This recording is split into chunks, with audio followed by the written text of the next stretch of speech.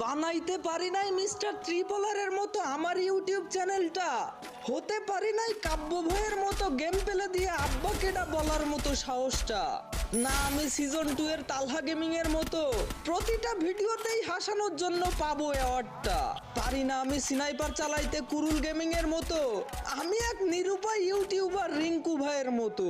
শত হাজার চেষ্টা করেও পাচ্ছি না সফলতার দেখা, কবে যে স্বপ্নগুলা পূরণ হবে কেউ কি বলতে পারবা?